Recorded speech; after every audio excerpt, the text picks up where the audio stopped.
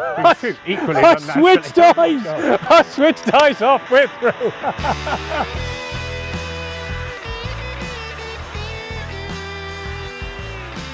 Hey guys, welcome to TGS. Johnny and the other gun review guy off of YouTube, who's also British. Yeah, I'm Lloyd, by the way, hi. Today we're going to be doing Browning versus Beretta. The eternal struggle. The guns we got are pretty mismatched. I've got a 687 Sporter, and yeah, this is a Browning game. but we're going to have a little shoot, and we probably have conflicting thoughts. I don't think we're as far apart as you think we are, but we've definitely come down on both sides of this argument, I think. Well, I think we probably think that both of them aren't as good as they should be, because you should be spending at least £50,000 on a gun for it to be worthwhile. Let's shoot them and Yeah. have a chat. Why not? And now a quick word from our sponsor, who is us. So if you want to support us and you can be part of our sponsorship program, you can become a channel member. There's a button down there that says join, click it, there's a link in the description, and you can support our channel. You get loads of free content, you get members exclusive videos. It's great, and you get to support us in the work we do, which I hope you enjoy, which is why you're watching. Anyway, let's carry on. Well, That was a success. And to be fair, that's kind of a skeet gun. No, please, just change. Oh, Change straight sorry, away. And then we'll take your initial reaction, not between the two guns because they're so bland different. Mark. Initial thoughts? Well, interestingly, mashed them both with a Browning, missing that high bird with this. I should say idea that's why. because this 525 game gun is set up how skeet guns used to be in the 70s, 80s and 90s. True. And noughties, up until the point now we all use heavyweight 30-inch, Ostensibly, I would be happy to shoot either of these, I think. ostensibly. But I shoot better with that. Safety first. Pop. Amazing how a low-combed, short-barreled gun is ideal for shooting skeet. Swapsies. This is going to be a little bit more effort, I think. Yep.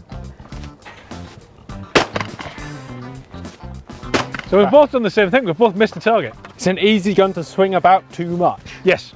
It lets you get away with a bit too much. That's Yeah. probably the answer there. Whereas you know with that one you've got one chance. Yeah, yeah.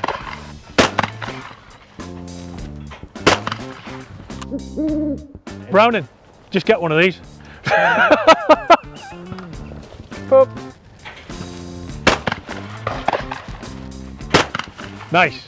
Did you just take a little bit of recalibrating to find that? And they are chalk and cheese. This isn't even like a Browning Beretta battle between these two, so it's not fair to bring them out and really do a skeet Well, I test could with them. get my Ultra out of the car, which is probably closer to that. The 525 chassis is a 525 chassis. Yes, it's got the fancy shanty wood and blah, To be blah. fair, but you could dress that up the same way. This Yes. is more of an action and trigger comparison, so it doesn't really matter. Yeah. Talk to me.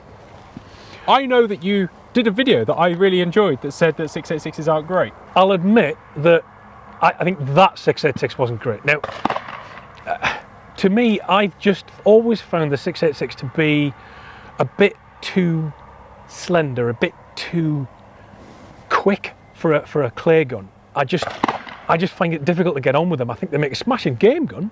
I'd have a 687 or an SP3 for game, no problem at all. But as a clay gun, I just think that the Browning's just got a bit more to offer. Now, you have a different view on this, don't you? And this is just for you, or do you think this is a generalist thing? I just think this will fit more people. Generally, I've been and I think this is a regional thing. More northerners. If you go to parts of Yorkshire, right, and I walked into a shoot in Yorkshire, and we were the only people on the ground who weren't shooting Brownings, right? It was wall to wall 525s and 725s. Genuinely, there were like people crowded around the car when Dee pulled out a Caesar Guerini and I pulled out a Krieghoff. That was Browning, it was like an advert. And this was women, men, big, small, tall, short, whatever. Regional preference. Yes, See, I would always argue that it doesn't make a damn difference because you can spec one of these of course. to be a bigger, heavier lump Yeah, and shoot slower. yeah. So I would argue, and always have argued, that if you go, which should I buy? I don't really care. No, and that is important. Whichever fits you. And to be fair, we're going to remove generalizations here to say that both can fit you. Yeah, exactly. And both have absolutely unburstable actions. Yeah? Do you know what I mean? Both of them, essentially, if you buy one, you're going to be bequeathing it to your kids. Well, you'll probably have sold it and yeah, but if changed it you 17 buy times, it and but yeah. keep it, there's no reason you can't give it away to your kids when you're brown bread. It is as simple as that. It is an unburstable action. It's not going to go anywhere. They're easy to look after. The parts are cheap. Do you know what I mean? You cannot fall off with either one of these guns. So why would you say that that is a better clay gun than this? If I could spec this, which if preference, I would say I'd get an adjustable comb 30-inch multi-choke version if I was going for the basic bitch edition with a trap forend. Yeah. But they did the trap adjustable. They don't make it anymore. 686 trap adjustable. One of the best guns of all time. It just needed a bit of choke taking out for a lot of people. Sure. Or just keep it in if you... Yes, like, and you can spec these to be big, heavy guns. But so the people, why say that? But the people that are buying these guns don't know to spec them that way, so they buy what they get given at the shop. Which is a 30-inch multi-choke sporter, non-adjustable, Exactly. that weighs balances about there. Yes. Sorry, weighs the balances about there. Yeah.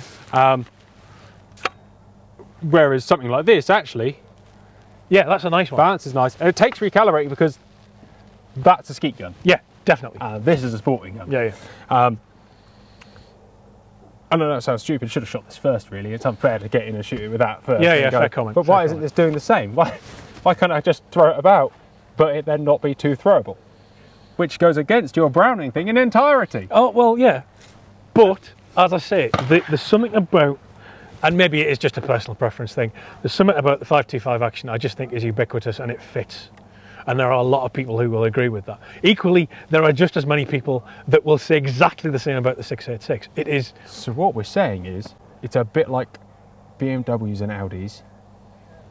The people who own either think they're the best things in the world and won't own much else. The people who have Audis are obviously wrong, but, you know, that's fine. So, I think, actually, to be fair on these guns, and I know that you say you should, you don't, but I can. I'm going to shoot left-handed because I feel like me shooting left-handed is similar to someone starting shooting. Right. And we'll probably be able to tell more. Or maybe not. It'll be an interesting test. All right, green back. Yeah, go for it. So Ronry. Yeah, what? So 180, 200 quid? Nothing wrong with that. May I change? Are you really scared to shoot left-handed? Yeah. I've tried mounting left-handed and it's cool. like, Well, there's the highlight of this video. We're going to do it. Right, let's do that. Oh. No. This is more interesting, and I understand there's no real difference between these because you can spec them the same. Sure. Which just goes to prove that spec is more important than gun buying. Beretta or Browning or ATA or Coffs or any whatever crap you fancy buying. But yeah, if what you get on the shelf is always going to be X, is it not up to either the shop to buy in a different spec of gun that's going to... No, but it's like docking vanilla ice cream as an ice cream shop.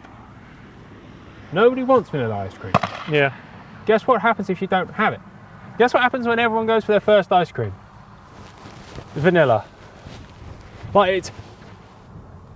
People aren't experimental. People, when they're starting, don't know. And to start off, you might as well start with something vanilla. So it's these boring 30-inch multi-chokes is how people start now. Yeah. To be honest, that's a lot easier to shoot left-handed than this.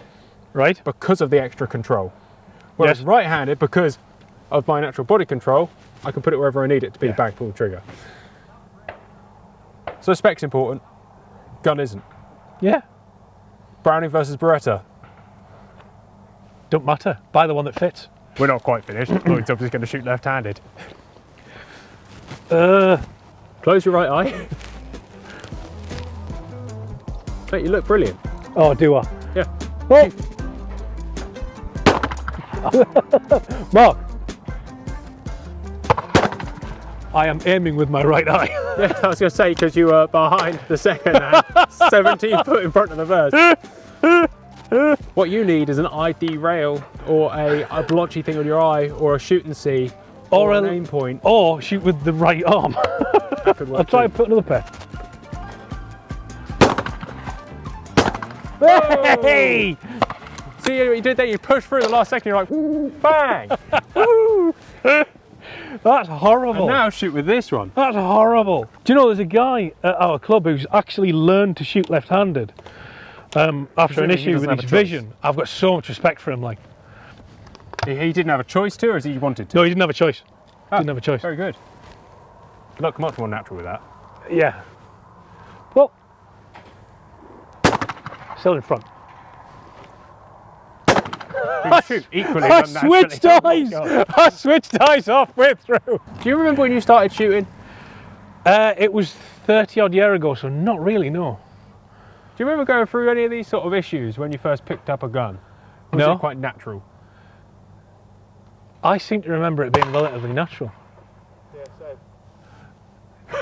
Come on, Sasha. I think you have a natural Tell dominance. us which is better, Browning or Beretta? Safe to catch. This one's not good, you see. 'Cause I don't shoot. Oh. Ooh. So what was your first thoughts then, Sash? Best gun I've ever shot. I actually hit something. So basically, this all depends on if I don't hit one. Well, It's crap. Let's see what you do. See? Identical. Let me just reiterate the same point. There's no difference. Miss with If you're a anything? good shot, you'll smash one either way. Prefer the Browning though, we'll say. Hey! Stiff. No, that's his fault. That's because it's got sprung ejectors, it always feels tighter. The Brown feels better because it's all sloppy and nasty. That's why Winchesters, old Winchester Nickos, always feel the best because they feel like they're about to fall apart. I like the ergonomics on the Brownings. See, that's the thing. I think when you're making that initial choice as a new shooter, you're going to wind up gravitating to the one that you like the feel of, and that ends up usually dictating which guns you Yeah, like for the pretty rest of much. your shooting career. And the specification can come later. Yeah.